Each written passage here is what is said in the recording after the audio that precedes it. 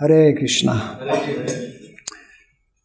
So thank you for coming and attending our second day of the seminar, or part 2 of the seminar. How many were here yesterday? Probably most of you. Yeah.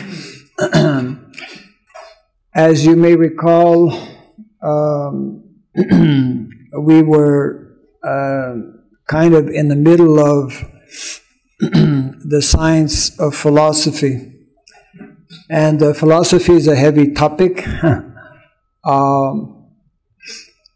And because the other 3 sciences, 2 of them we will be looking at, thank you, this evening. Science of education, which is the first one, followed by the science of politics. I mean, both are major topics in themselves. That's why in the Vedic culture, formal education is for maybe less than 1% of the population. Less than 1% of the population actually go to Gurukul. It actually means, and Prabhupada explains as well, that the vast majority of people, when we live a more natural lifestyle, and some of you may be happy to hear this, don't go to school. At least they don't attend formal school. Education is there, but actually there are 3 levels of education. Probably that'll come up in here. Formal education, non-formal education, and informal education. What previously was considered as formal education has now become non-formal education. Previously, formal education, as I mentioned, was basically on the subject matter relating to humanities, philosophy, psychology, literature, religion, science. These were subject matters, as we'll see in this presentation, that made up the curriculum for formal education. And of course, we all know what is being taught mostly in colleges and universities nowadays. It's very far removed from humanities, very far removed from philosophy. And that's why people are somewhat confused about life, because they're not being taught the actual knowledge. Such kind of changes in society, actually we, as ISKCON society, have that kind of, we could say, duty and responsibility to somehow or other make things in such a way that these kind of changes will start happening. And that is why, we probably mentioned this as well, when Srila Prabhupada was physically present with us, and we can still see in his writings and lectures and whatnot, when Prabhupada spoke about education, he spoke about traditional education. And traditional education, as we will see, is a world of difference from today's modern education. I was hearing one sannyasi a few days back mentioning that actually, well, basically repeated more or less what Srila Prabhupada said, that if most colleges and universities, and of course many professors will not be happy to hear this, but if most colleges and universities were closed or would close, that actually would be a good thing.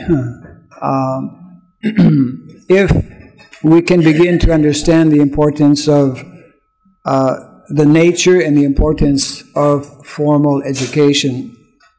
So because yesterday we didn't really completely finish on the topic of philosophy, I'll just summarize very briefly by stating or recalling that there are 4 basic standard sciences, beginning with the first that we covered a little bit yesterday, science of philosophy.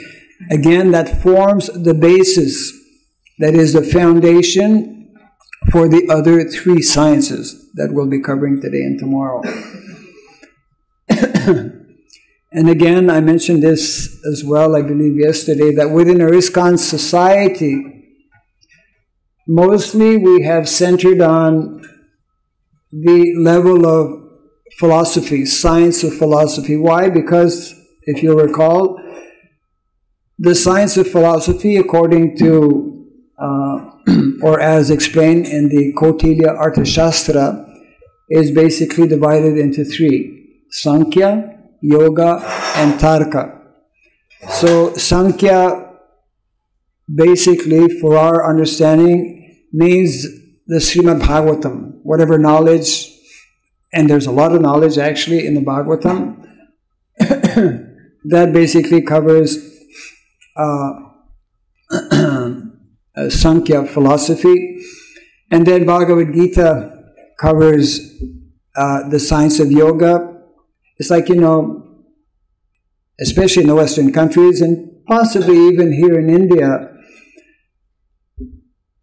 such basic knowledge, knowledge as the 5 basic principles, you know, that we find in the Bhagavad Gita, and the concept of Ishvara, the concept of Jiva, the concept of Prakriti, the concept of Kala, and then Karma.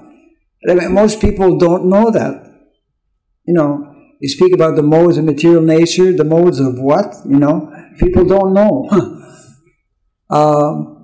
And our acharyas actually have analyzed very much in detail. I made reference yesterday to Srila Bhaktivinoda Thakur in his Dasamula Tattva. See, it's all connected with, Tattva. The science of Tattva means the science of the absolute truth and its different features. And another very important, you know, our most prominent and important philosopher is who? Besides Srila Prabhupada and besides Krishna. In our recent Sampradaya, who is acknowledged and praised as being the greatest philosopher of all times? Srila Jiva Goswami. And therefore, in his Sat Sandarbha, it's a really wonderful explanation, very scientifically presented, following, because, you know, our acharyas, they keep the same ideology. So Sat Sandarbha, similar to Dasamula Tattva, also is based on the principles of Sambandha Gyan, Prayojana Gyan, and Abhideya Gyan. And again, these are, we were talking about codes or sutras, and these are very important for all of us to understand. And again, and I'll just close on this point in terms of the science of philosophy. Unless we nicely master, you know, the basics of what is presented in Bhagavad Gita and Srimad Bhagavatam, then we can't really understand deeply what is contained in our Vedic literatures. So, the science of education. This was a PowerPoint presented quite some time back, and we had given it the title of Varnashram Education, is the specialty of the Brahmanas, isn't it? Inasmuch as the science of politics is the specialty of the Kshatriyas, and the science of economics is meant to be the specialty of the Vaishyas. And we also mentioned, I mean, it's good to remind ourselves, spontaneous.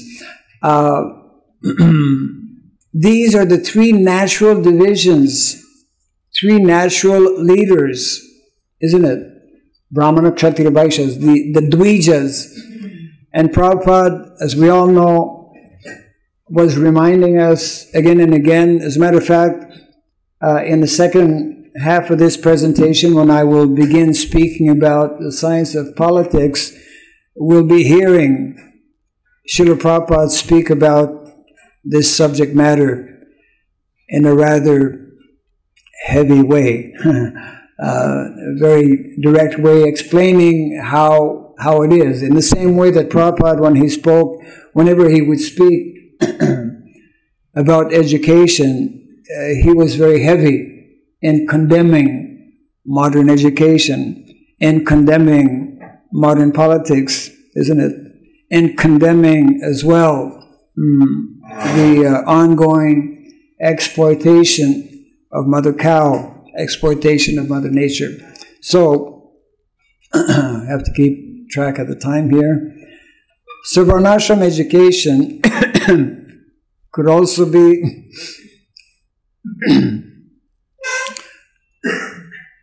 known or referred to as traditional education.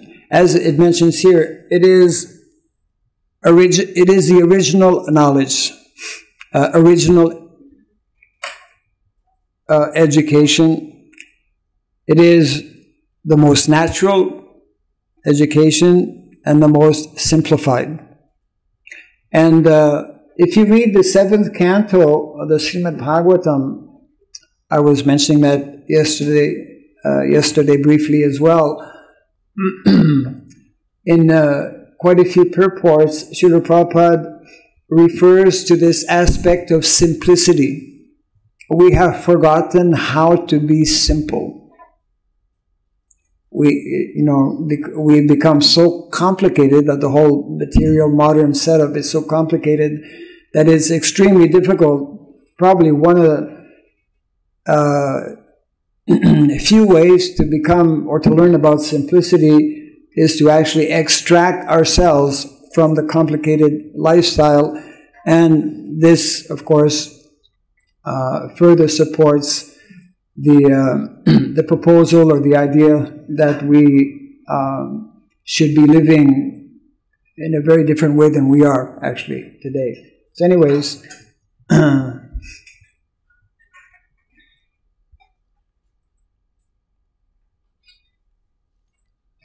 we all know how the Supreme Personality of Godhead himself and his brother, Krishna and Balaram, they themselves went to Gurukula. So if it's good enough for Krishna, it should be good enough for us. And we all know that within a few days they mastered all of the sciences. They already had them mastered even before going there. A very nice saying, education is life and life is education. It means that we never stop to learn. And the learning process in our Vedic culture is meant to begin even before we're born, isn't it? As Prahlad Maharaj, as the example of Prahlad Maharaj within the womb. If parents are responsible, this is actually the real family planning. Somehow modern society has stolen this word of family planning, but it belongs to the Vedic culture. The real family planning is in the Vedic culture. So,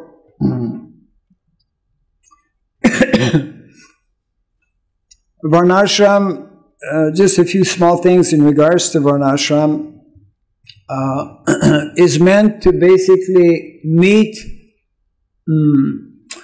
our basic needs at these 4 levels. Very important, beginning with the gross physical level, then the mental, emotional, psychological level, then the social level, sometimes we forget, and that's why we have this course actually, to kind of highlight how the social dimension is very, very important when we speak of culture and society. And of course, the most important is the level of the soul, of the spirit soul. So the whole system, the whole social network or arrangement as given by Krishna will more easily, more quickly be able to meet these four basic necessities of life. We won't go too much into details about what is Varnashram. We've already spoken about that. But just to remind ourselves again that, we have, about Sanatan Dharma. I would say that ISKCON as a society is the only society, the only movement, the only institution that has that kind of clear understanding and concept of Sanatan Dharma. I mean, it's a special feature of the Vedic culture. What we tend to not understand or know is that this Sanatan Dharma is meant to be understood and put into practice in two features. We covered that a little bit. And the first is on the material level of Varnashrama Dharma, and the other one of Bhagavat Dharma. Naturally, these two levels will very much be part of the curriculum within formal education. Not only within formal education, it will also permeate, I would say, the entire society. So therefore, whether it's formal or non-formal, maybe just briefly to explain, non-formal is basically, we can refer to it as apprenticeship or skills, specific, generally speaking, material skills that one learns, and in this way one can have an occupation, because most people in the Vedic culture, in any culture, will take up the responsibility of family life and need some kind of occupation. So occupation, as we will see in a few minutes, is very intimately connected with education. Okay.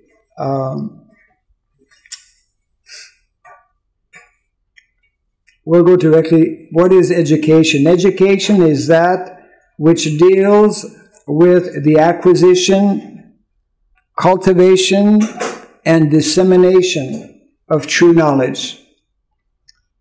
This is Bhagavad Gita 7.2. True knowledge means to understand the difference between matter and spirit. So I think we possibly might have touched on that. Important for us, whoops, I went the wrong way. 3 types of knowledge which we should try to understand, just very briefly. Paravidya, aparavidya, and avidya. So, one of the special features for us in terms of education is that education and knowledge. That education, that knowledge, we will find we should take primarily from our original Vedic literatures.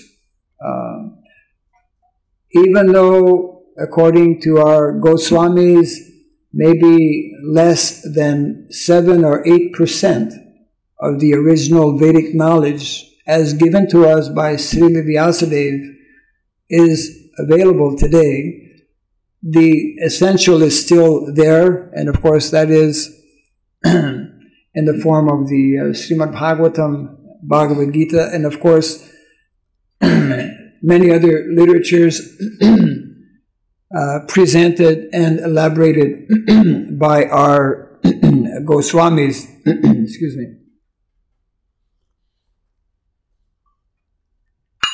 Actually, in many ways, this is a major contribution as well of Lord Chaitanya Mahaprabhu. Lord Chaitanya Mahaprabhu, through the 6 Goswamis, we could say revived, Vedic knowledge, of course, especially in the whole area of Bhagavat Dharma, or the science of bhakti and devotion. But they made references to so many different Vedic texts. So, in other words, anything that is not connected with either Paravidya or Aparavidya. And one thing we should keep in mind as well, these two levels of knowledge, one being spiritual, one being material, both are intimately connected or directly connected with the absolute truth. So it means that any knowledge which is not connected falls in the category of avidya, or which means actually, ignorance.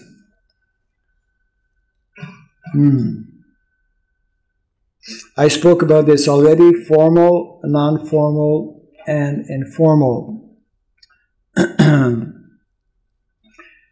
Varnashram education refers to the system of varna and asrama as a self-contained educational institution.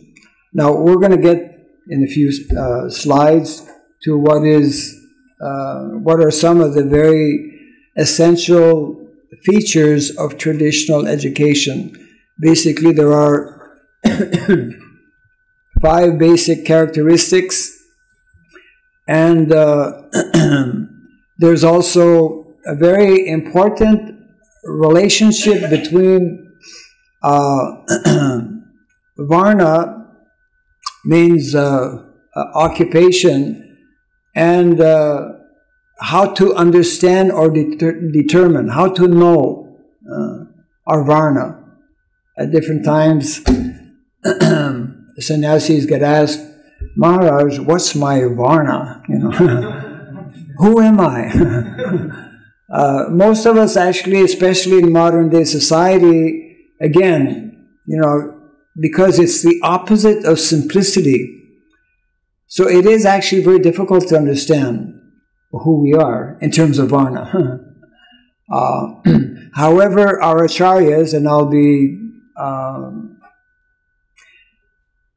bringing that up, but unfortunately it's on another PowerPoint, but we'll get to that in a few minutes.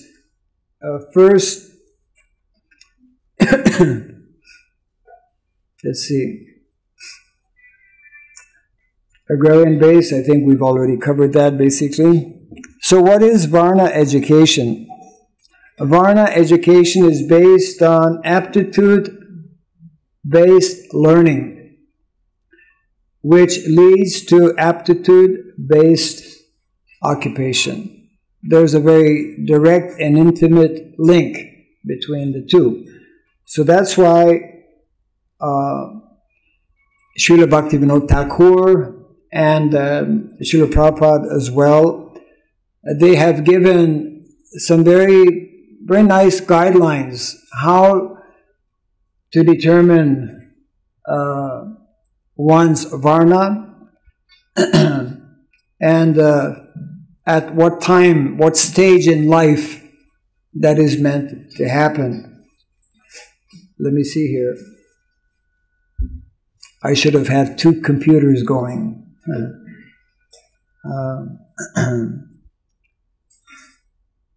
I think I'll come back to that a little bit later on, because otherwise it will distract us from the main presentation here. Just keep it in mind about varna, how to determine varna, and we'll explain what our some of our acharyas. So, Varna education, then there is ashram education. Ashram education teaches phased, lifelong learning from gradual awakening of consciousness to self-realization, culminating, of course, in Krishna consciousness. Now, the essence of this presentation is coming up right now. So if you haven't been fully attentive or listening up until now, straighten up and, you know, all ears open.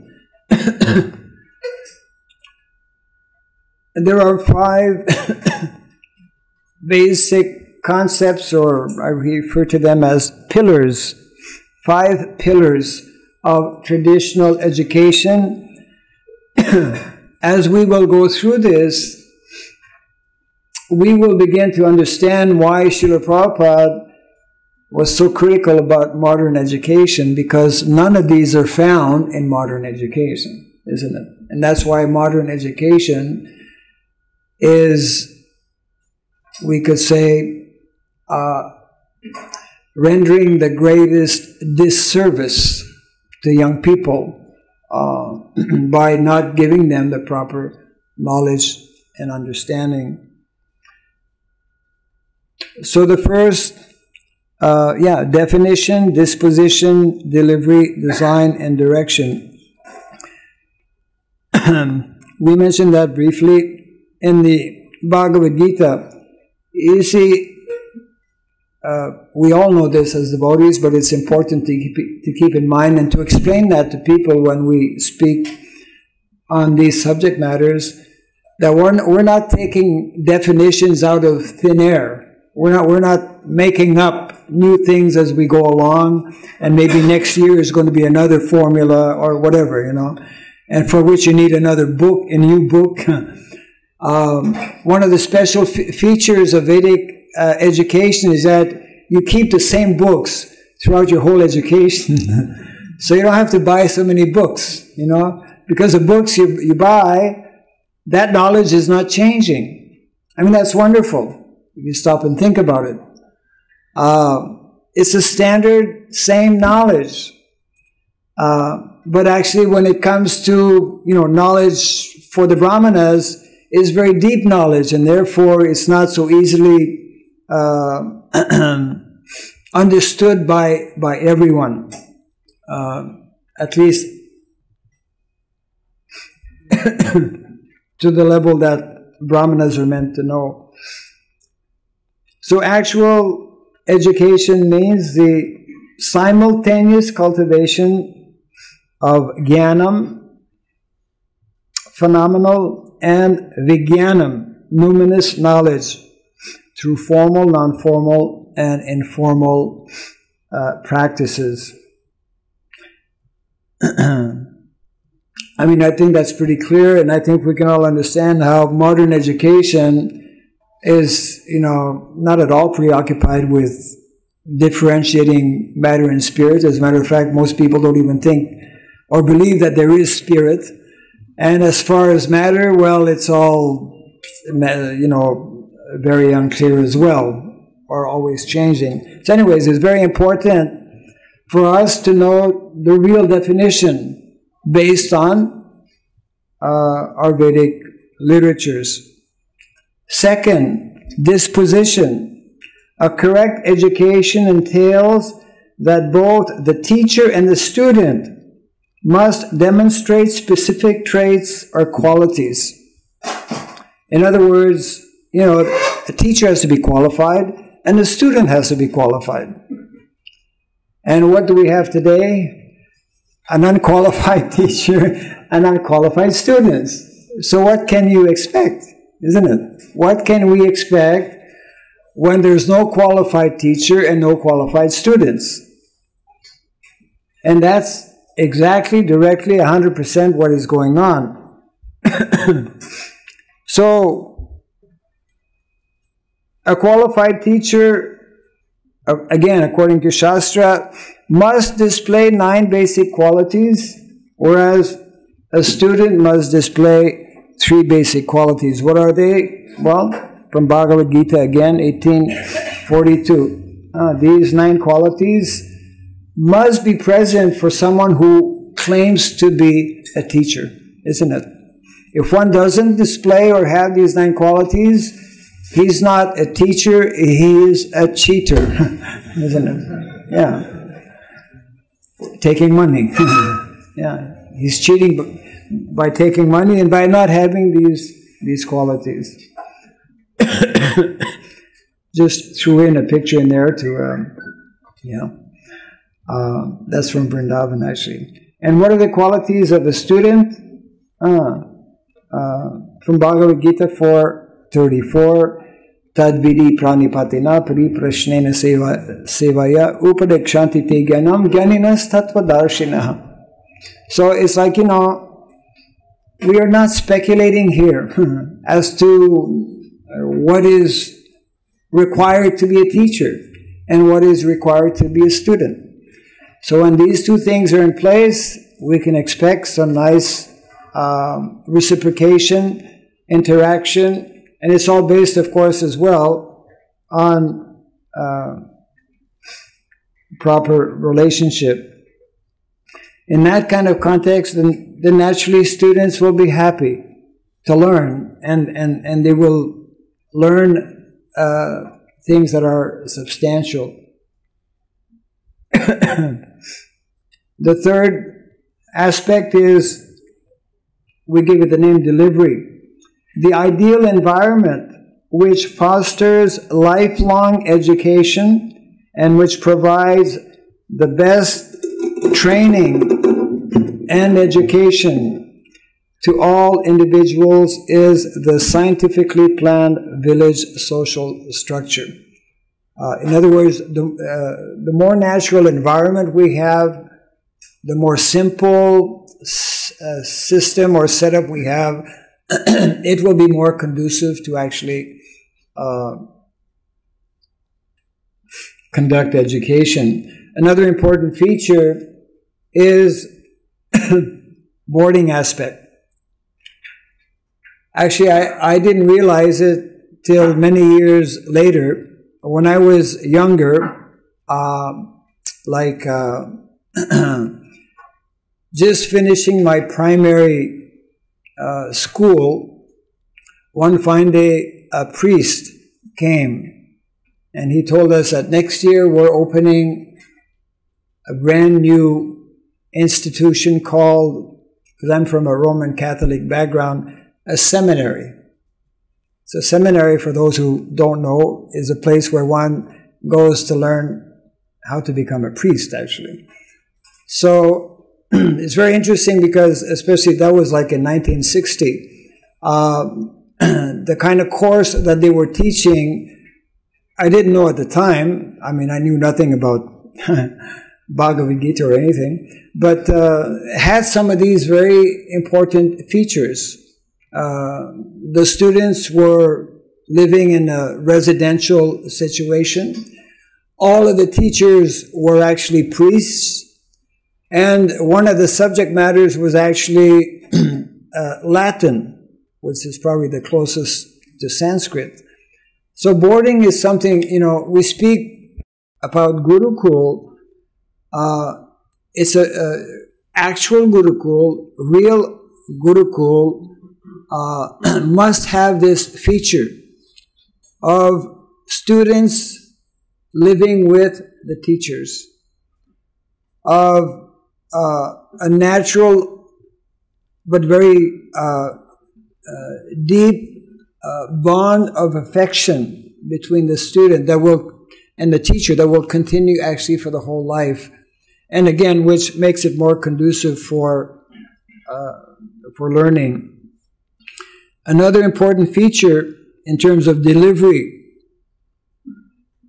students, modern day students would be happy to know about this, free education. Education is meant to be freely given, but not to everybody. There's a saying, modern day saying that education is a right. Actually, this is a false notion. Education is not a right. What do you mean? Everyone has a right to education. No. Education is not a right. Education is a privilege. One must qualify to receive education. And we know how in the Vedic culture, one would become a student if accepted by the teacher. The teacher had that choice of accepting or refusing, someone as his student, which we all know is not at all the case in modern day society. So that covers the third point of design, delivery. Design. What should be the design of education? Design actually has to do with, well, let's just read this here. According to Vedic culture, by definition and purpose,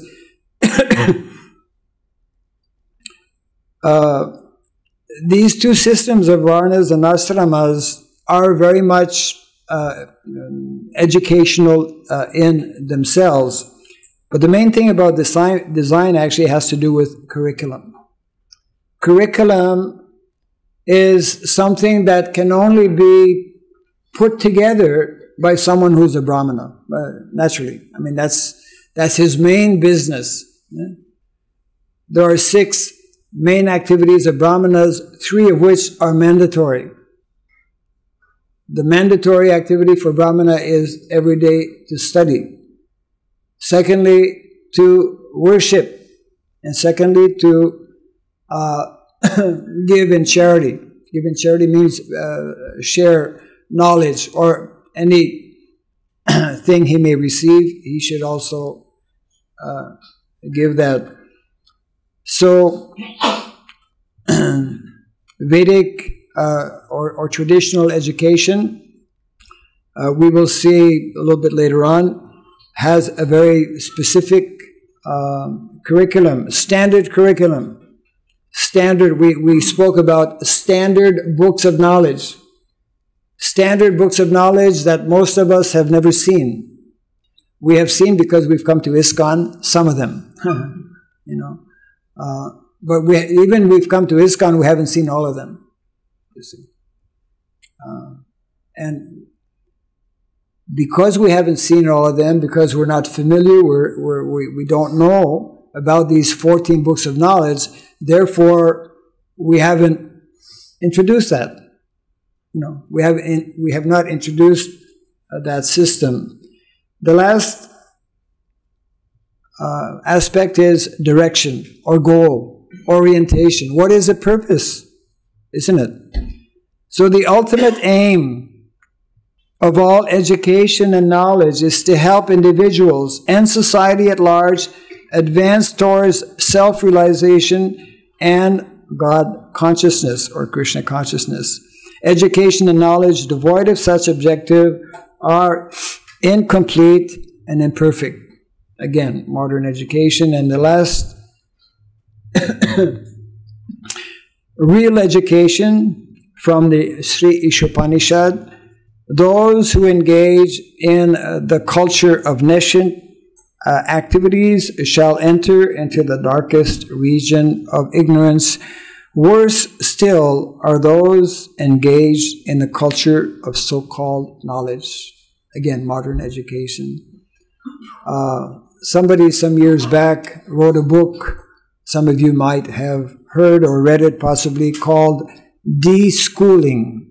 Anyone here heard about this book? De-Schooling. De-Schooling means how to learn to unlearn. How to unlearn everything we have learned. De-Schooling. Yeah.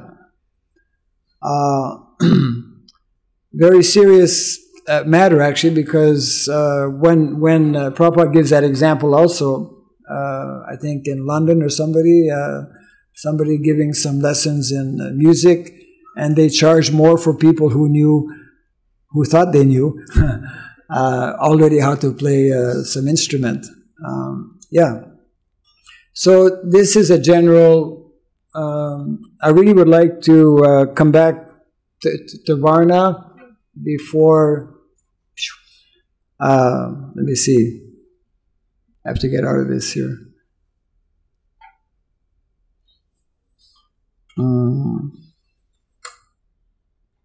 I just need a few seconds to come back to, let me see here.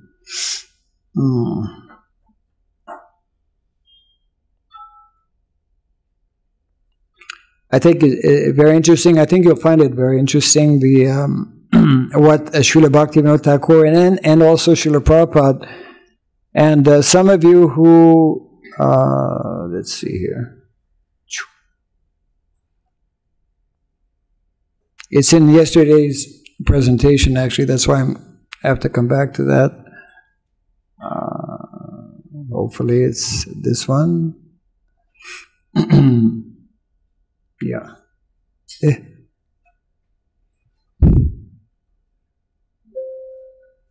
What is that? PowerPoint can't do this because...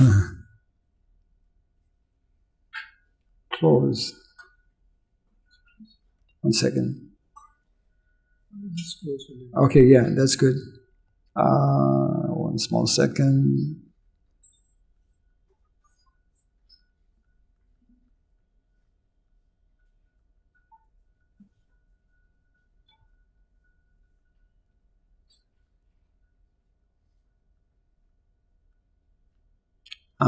Okay. Can somebody put this back on?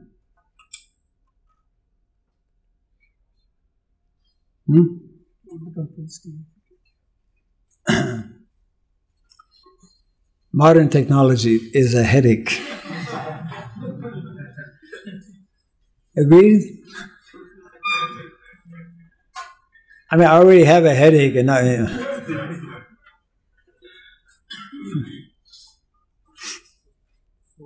Huh? Oh, yeah. So we already, yeah. About Varna begins here. Determining one's Varna. Very interesting. In order to revive the principles of Varnashram, the following few rules have to be introduced. Number 1, no one's caste should be ascertained simply by birth, which is something we've heard before. Srila Prabhupada often explains this, and that's probably in the modern,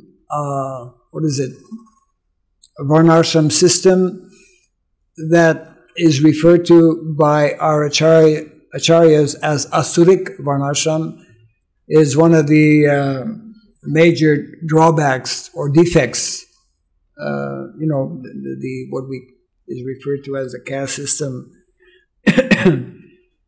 If society is arranged or functioning nicely, following the system of Varna and Asrama, in that kind of context, most people who are born, let's say, in a Brahmana family will become Brahmanas. Most people born in a Kshatriya family will also become Kshatriya, etc. But not necessarily automatically, and that's the point. And there are examples, as we know, in the Shastra. Second point, a person's caste should be determined. You know, here we are reading about the word caste. Caste, Prabhupada himself uses it very liberally, although we know it has a very negative connotation. But caste, varna, asrama, all of these things, as we mentioned yesterday, they are very natural, and when they are properly understood, they don't become actually a problem. So, very interesting how Srila Bhaktivinoda Thakur explains that one's nature can more easily be ascertained when one is mixing with children of one's own age. And that is meant to happen,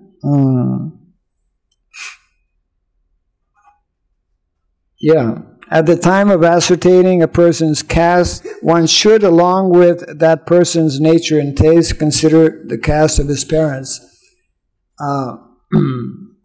yeah. Srila Bhaktivinoda Thakur gives when, the time means when a person is, we could say between the age of 12 and 16, when he becomes, when his natural character comes out in a more spontaneous way. Basically, he recommends that the more qualified individuals within society, within that village, for example, the senior brahmanas and maybe some of the elders who have all kinds of experience, they come together and they discuss those who are who should know what their varna is. Why is it important to understand one's varna? For two reasons, actually. Because varna, I was mentioning earlier, determines one's education. If one is a brahmana by nature, then he'll go for formal education. And that formal education will determine his profession or occupation. Also, why varna is important, because Prabhupada, you might have heard this statement by Srila Prabhupada, first is varna, then is ashram. We cannot properly decide on ashram without first knowing about varna. So there's a whole direct, connection and link between the two. And just a few, Srila Bhaktivinoda Thakur actually makes a nice concession that even though it's decided, one should be accepted as belonging to the varna of his parents. But it may be that a person is of a higher varna or maybe of a lower varna, and this is what Srila Bhaktivinoda Thakur recommends, that you try it out for 2 years, if somehow, so in other words, it's again evaluated afterwards. Very interesting how Srila Bhaktivinoda Thakur deals with the subject matter. And he mentions how in every village there should be a committee of such individuals. This is most important, because it determines the whole future of that individual. It determines his caste. It determines his education.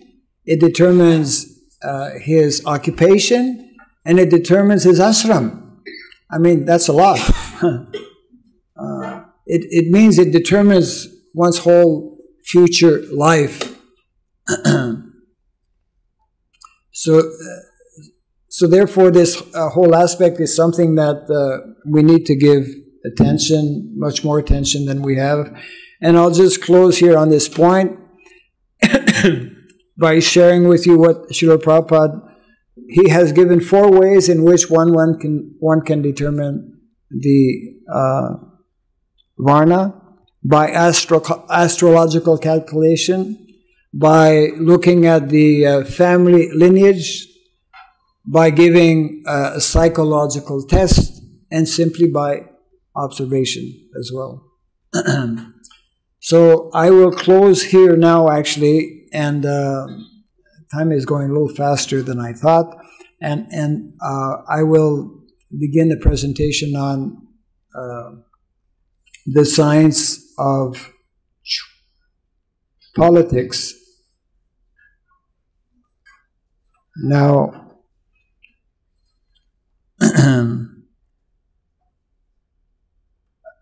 these subject matters, as I mentioned earlier, are, very major subject matters, very profound as well. So we're just trying to touch on some of the very essential, basic aspects here. Okay, seminars.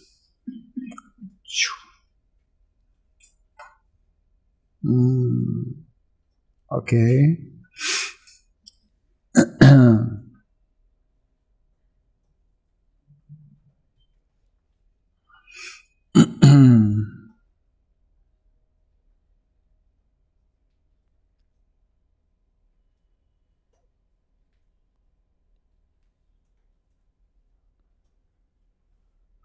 Hopefully this will be the right one. Yeah.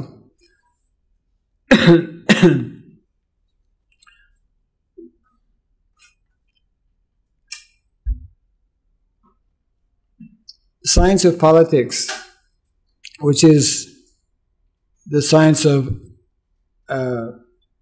Kshatriyahood. What I want to focus on, which is only a portion of the whole subject matter, but something that all of you can take home with you. Something very useful and very practical. And again, this is coming from the Kautilya Arthashastra. So Chanakya explains how there are 7 constituents which will make one successful, either in a kingdom, either in a business, or in any undertaking that one takes up. In other words, and again, okay, I mentioned that I wanted to share what Prabhupada also spoke. I'll do that after giving these 7 points here. Okay.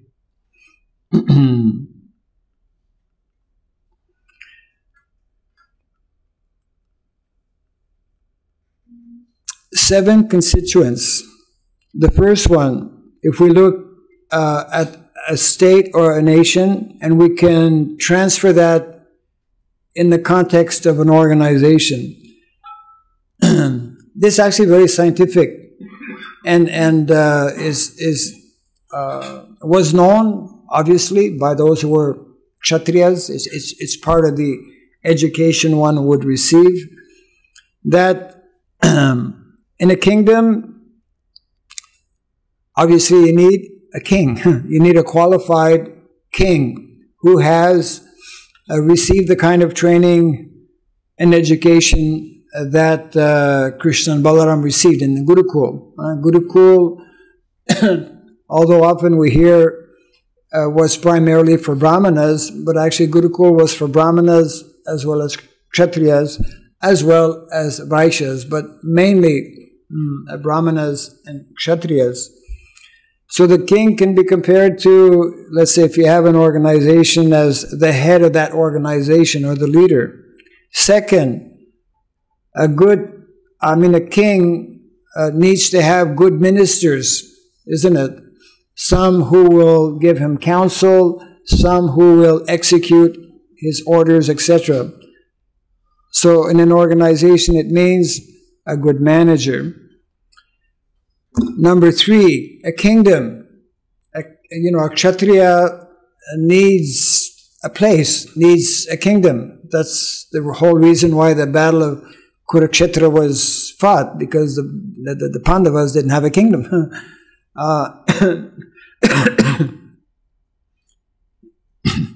And that can be in the context of organization, market. Then a fort. Traditionally, like if we look at Dwarka, or if we look at where kings would reside, they would make forts, and in times of danger, they would have an arrangement where people would come and take shelter within the fort, isn't it? Yeah. So the fort is like the office, and whoops, the treasury. I mean, naturally, without finances, no organization can function. Army, without people, you cannot defend your kingdom, or you cannot, without workers or team members, you cannot do your work or business. And then the last, allies, which is very important.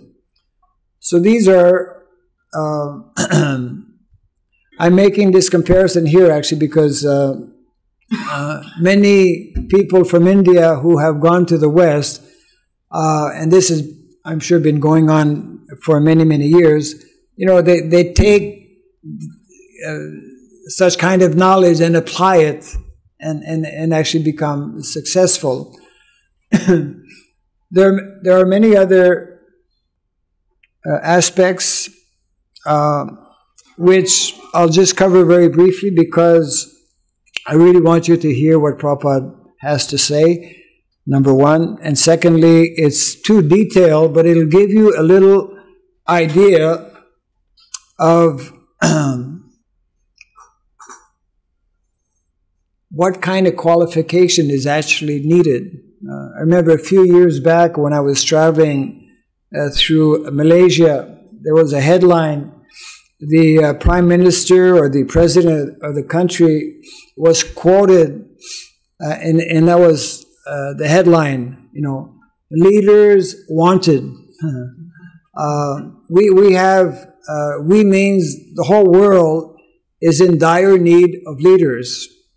And even within our ISKCON society, especially when we start talking in the context of varnashram, we very much are lacking leaders, even in terms of our own temples, you know.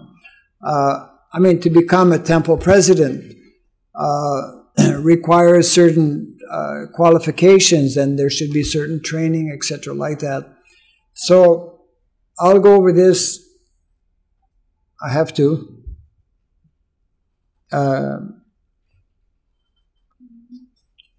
Just very quickly. There are 14 qualities. You know, what makes up a leader is the following. 14 qualities of one easily approachable. We'll go into that again briefly in a few seconds. There are 8 qualities of intellect that one should have. 4 qualities of energy. And 22 personal excellences. Already that might be a little scary for many of us. My God, so many qualities we have to get, you know. So what are the qualities of one easily approachable? Should be born in a high family, endowed with good fortune, intelligence, and spirit, taking counsel from elders. This is something very prominent, and we see actually in the case of the Pandavas, for example, taking advice from Vidura or from Bhishmadev, things that we don't know or don't follow in modern society. Pious, naturally, truthful in speech, and like this, I won't read all of them, but the qualities are quite a few, and there are specific qualities that one needs to develop. So these are qualities that one will gradually develop if one accepts to undertake a particular kind of training and education. So training and education, we cannot overemphasize. It is absolutely mandatory, and that's one of the main, we could say, objections that Prabhupada had regarding modern day leaders, and that'll come out in what we'll hear from Srila Prabhupada in a few minutes. Then, qualities of intellect, desire to learn, a good listener as well, learning, retention, thorough understanding, reflecting, etc. like that. Again, these are standard qualities of energy: bravery, resentment, quickness, dexterity, etc. I won't go through the whole thing, but there are personal excellences, very quickly, just to bring them up here. Gives you an idea of, you know, when we have such kind of personalities, and it is possible when the proper environment, the proper training is given, and that needs to start, isn't it, from very young age. And that's why, again, as we hear from Bhagavatam, from Lord Rishabhadev, that one should not become a parent or a teacher or a leader in society unless one can facilitate and enable one's dependents to develop as qualified individuals who will take up positions either as Brahmanas, Kshatriyas, Vaishyas, or Shudras within society. So I'm just going to cut this short here. Anyways, it continues like that. And then it goes on to, like the 7, it goes on into detail. Actually, this book, the Kautilya Arthashastra, is available online. You can download it and you can read, and I highly recommend for devotees.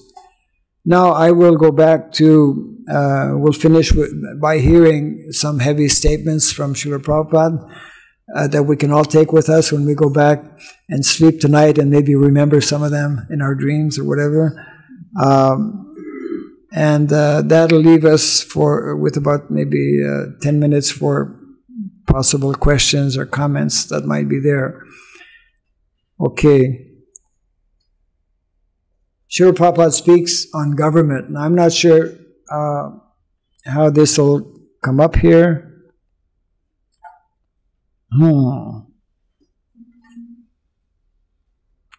Sound. Now the government means full of anxieties. You do not know how to sleep peacefully at night. Sound. You have to keep watching. Just see individual family torchlight. This is our full of anxieties. Even we cannot sleep at night peacefully. This is God. And here you see. Okay. I just want to stop this so that who knows how to get sound here? It's something we're not quite prepared for. Whoever knows about the computer should know where the sound comes out of.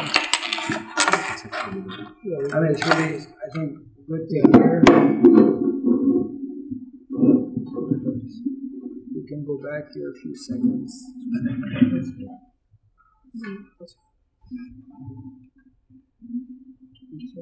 Increase the volume, maybe. As loud and clear as possible.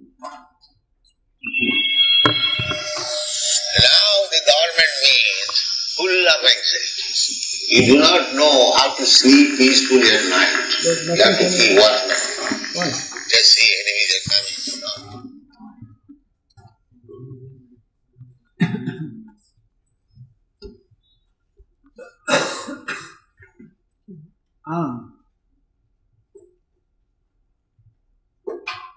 We'll get it right. Now the government means full of anxieties. You do not know how to sleep peacefully at night. You have to keep watchman. Just see enemies are coming from torchlight. This is our full of anxieties. Even we cannot sleep at night peacefully. This is God. And here you see, compare the government, no anxiety. No anxiety. Just compare. So what is the use of this rascal government? The rascal government must be there because we are rascals. You cannot complain against the government.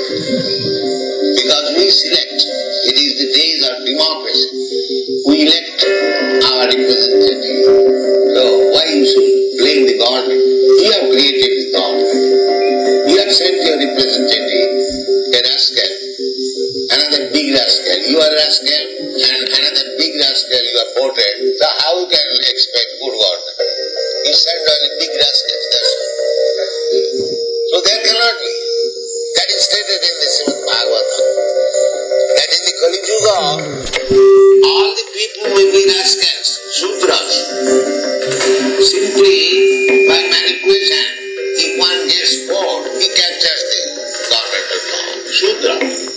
He's a Shudra. He's not a Kshatriya. That's Maharaj Yudhishthira, trained up Kshatriya. He's a large-scale third-class man, fourth-class man. He gets the vote and will give vote. So how can we have?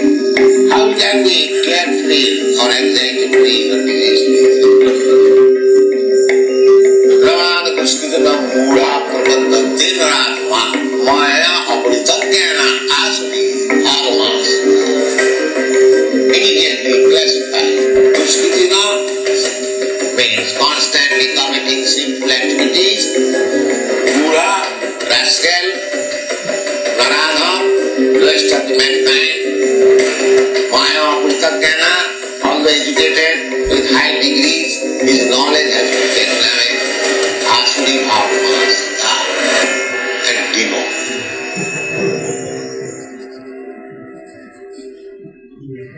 And if you waste your time in such foolish activity, then there will be anxiety, there will be disease, there will be enemies, there will be disturbance, everything, one after another.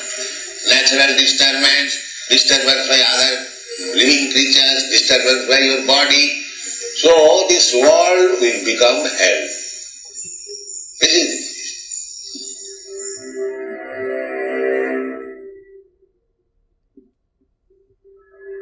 King is supposed to be responsible for the citizens' peaceful life, no anxiety, no disease. There should be no anxiety, there should be no disease, there should be no scarcity, no famine, no natural disturbance. This is God. This is God.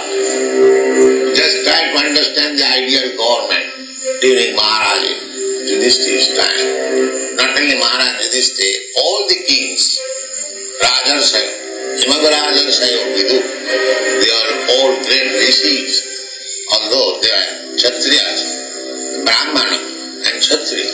They used to guide the general people. The Brahmana was the Vedic knowledge, perfect knowledge. Patam Patana Jajana Jaja Dana Pratigra. By high learning, they were not interested for capturing the government. No, they had no time. But there was consulting body. In Yudhishthira Maharaj's time, there is consulting body. All the kings, the Brahmanas and the rishis, they would form a consulting body and give advice to the king. My dear king, do like this. And they will abide. Just like head gives the instruction to the arm, not the arm gives instruction to the head. Head, brain. Mukhobahu upade, oh. So Brahmana means this portion, head, brain, and Kshatriya means this portion, heart, and Vaishya means this portion, belly, and Shudra means this, leg. So no part is unimportant, every part is important for upkeep of the body. But comparative setting, this part is more important. If my head is cut off, then all other parts may remain, it will not have. Similarly, at the present moment, there is no Brahman. All Sudras, simple legs. If you keep the legs of the body, what is the value of this body? There must be head. Everything must be there. Everything must be there. The head must be there. Arms must be there. The abdomen must be there. The legs must be there. Then it is complete body. Similarly, this scientific division, Chaturpannam Maya System Gunakarma Vibhavasa, the division of the human society, according to quality, the Brahmana, Kshatriya, Vaishya, Shudra. Krishna says, Maya System, this is my creation for upkeep of the social system. So, there is necessity of the Shudras, and there is necessity of the Brahmana, there is necessity of the Kshatriya. Everyone is required to function in this particular position then the society will be Nadayo Bhakti Krishna. No more anxiety, no more disease. Everyone is peaceful, cool-minded, cool brain, then chant Hare Krishna without any disturbance and go back to our practice. Thank you. Jai Shri Prabhupada ki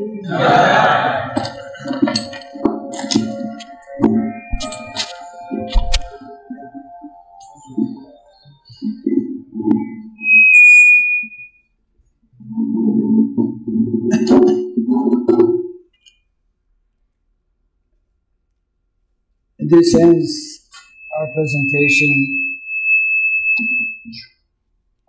for this evening. Again, I mentioned earlier how, they're very vast subject matters. We have a few minutes if anyone has some comments or some questions. Yes, Haribo. Mike, do we have a mic? We had one yesterday.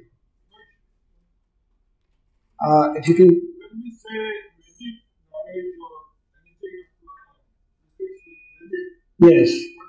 that just go without.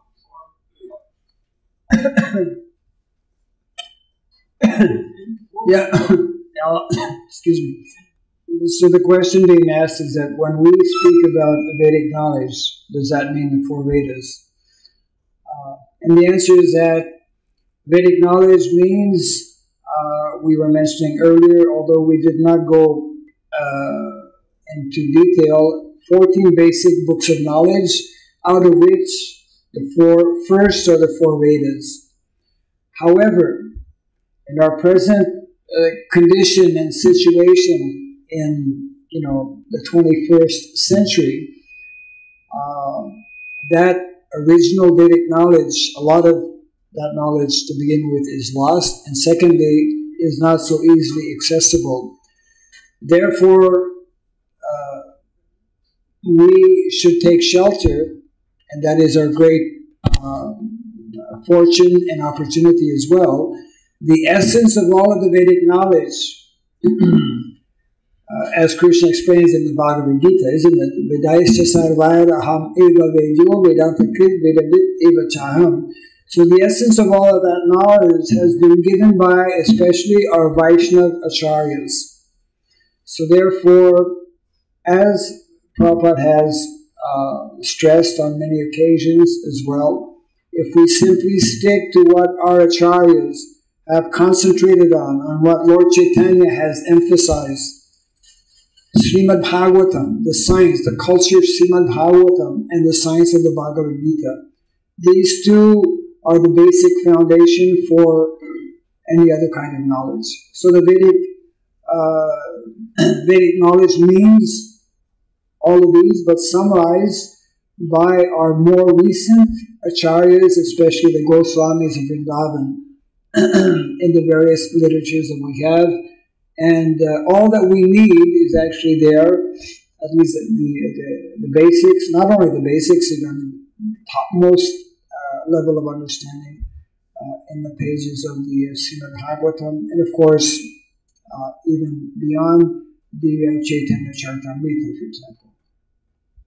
Is that okay?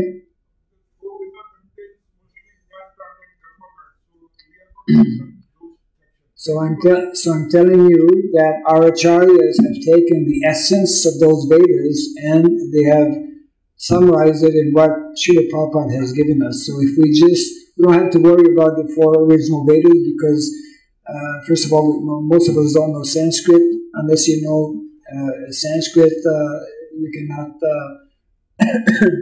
even read or understand these Vedas. So the essence of those, the Vedic knowledge is given by our acharyas, and that's what we should be following. That's what we are following actually within ISKCON society. And yes.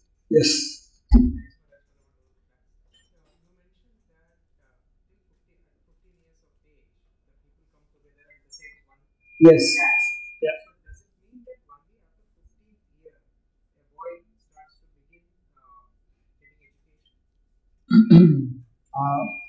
It means that it means that the beginning of education is not so much in terms of academics. And that may vary. For example, one may receive, for example, let's take practically the only actual Gurukul we have within our ISKCON society in Mayapur. So the beginning years for a student is centered on what is called character formation. Academics will come only when one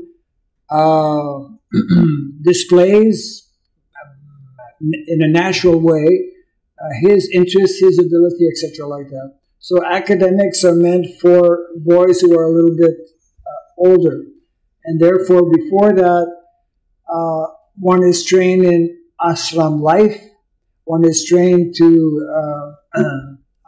be a good devotee, to be disciplined, and to develop the natural qualities that make up, as we were mentioning, the 30 qualities of a human being within a very congenial atmosphere of a Gurukul, where one has qualified teachers, one has good association, etc. like that. So some basics can be taught in terms of writing, and it's not that one remains dumb till the age of 14. That's not the idea. But what is being conveyed here by Srila Bhaktivinoda Thakur is that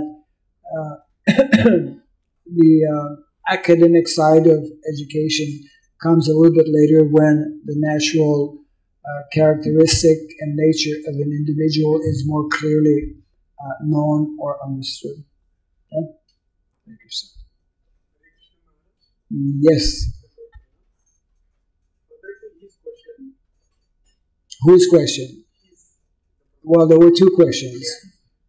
Both questions? Okay. And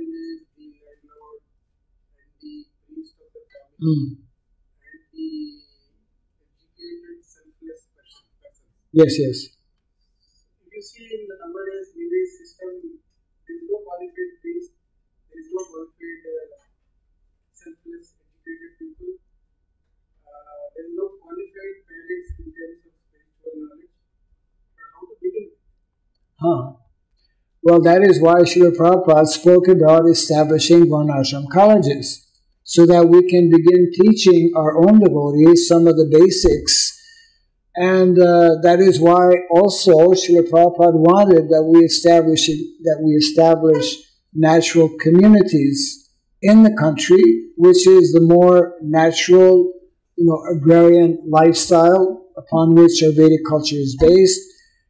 But we've not actually done that, and therefore we are delaying the process that Srila Prabhupada wanted us to begin.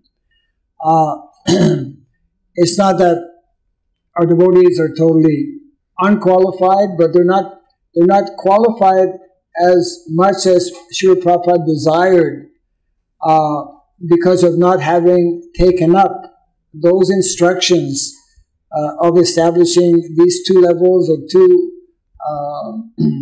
aspects of education. The first one being Gurukula, but one has to train individuals to become qualified teachers. So therefore, in many ways, Varnashram College needs to take place even before Gurukul, so that we can train individuals to become qualified Brahmanas, who can be teaching in Gurukula.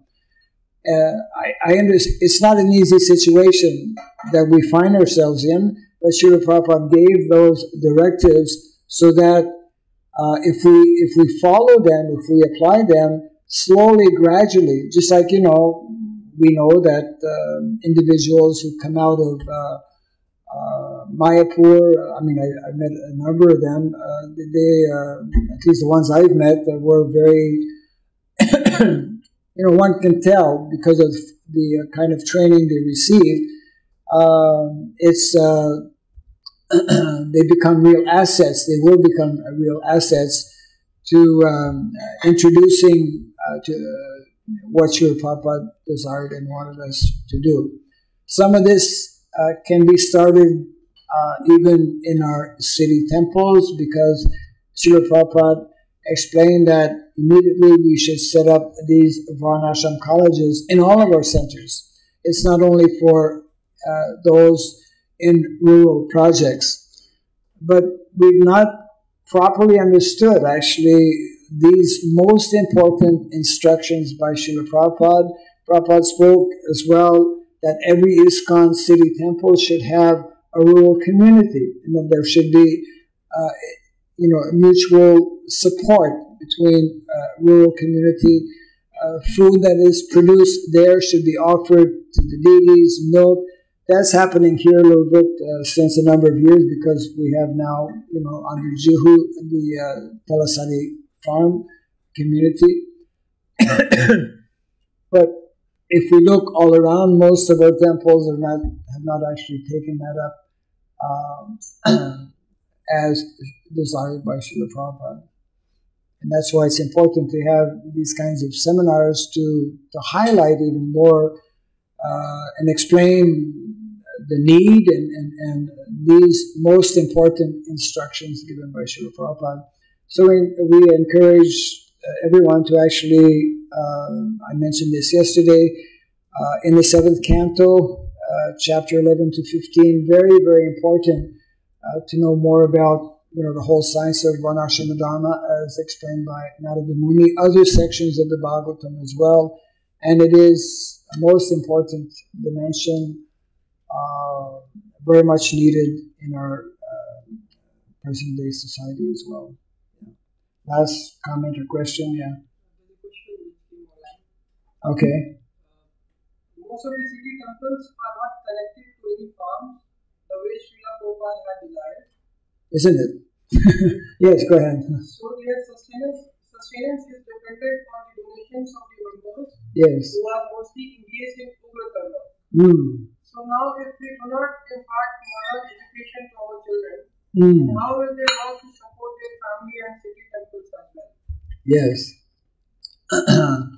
That is one understanding, or the very much the present situation that is existing pretty well all over the world, because all of our devotees are caught up in the modern day system.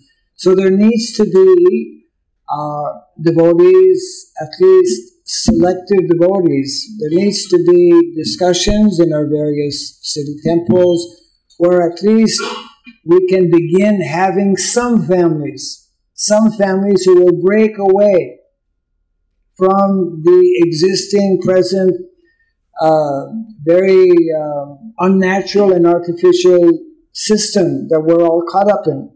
We're caught up in the web, in the World Wide Web.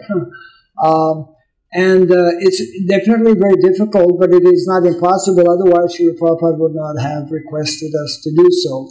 We should also keep in mind that there are people who are not devotees as we understand devotees to be, people who are not chanting Hare Krishna, who are doing the very thing that we should be doing. In other words, some people are doing it, they're successful in doing it, it means it's possible to do. If others can do it, why can we not do it? Isn't it? So it requires I would say, a deeper conviction of what Srila Prabhupada advised us, what he instructed us. And again, it begins with introducing what Srila Prabhupada told us to do, as I mentioned a few minutes ago, introduce Varnashram colleges. You don't need any big building, whatever facilities may be there. Even there's no facility, all you need is a space, one person who has some little bit of understanding. And none of this will actually be possible unless we have some of our individuals who actually become qualified brahmanas. And of course, the long-term, looking in the future, the actual application will only be possible also if we have trained leaders, trained Kshatriyas. Therefore, these two are most essential in society. Qualified Brahmanas who will in turn be able to make qualified Kshatriyas. And in this way, the whole thing will actually, fall in place. So we need to discuss, it should be an ongoing activity within our different temples. Some individuals, not everyone, and we need to make this kind of transition. Srila Prabhupada did not want us to be in the cities if we're not engaged in frontline preaching. And I'll just end on this point. Our preaching basis is meant to be, especially the cities, modern day cities, because that's where the majority of people are, and that's where the majority of anxiety is, as well, and chaos. So our preaching basis is meant to be the cities, but our living basis is meant to be the villages. We need to meditate on this and understand what that means, and we need to begin taking steps so that actually Srila Bhaktivinoda Thakur makes a very important point. He explains how if we attempt to immediately introduce the whole Varnashrama system, it will create chaos. So we have to do it intelligently. We have to do it methodically, systematically. But we have to do it. We have to begin doing it. Then that problem will actually be solved. Yes. So once again, thank you very much for attending this evening. We've passed our time. Tomorrow will be our last presentation. One of the most important sciences, of course, the science of economics, which should be of interest to everyone, economics. And also we'll be talking about traditional technologies. Thank you all very much. Jai Srila Prabhupada Ki. Hare Bol.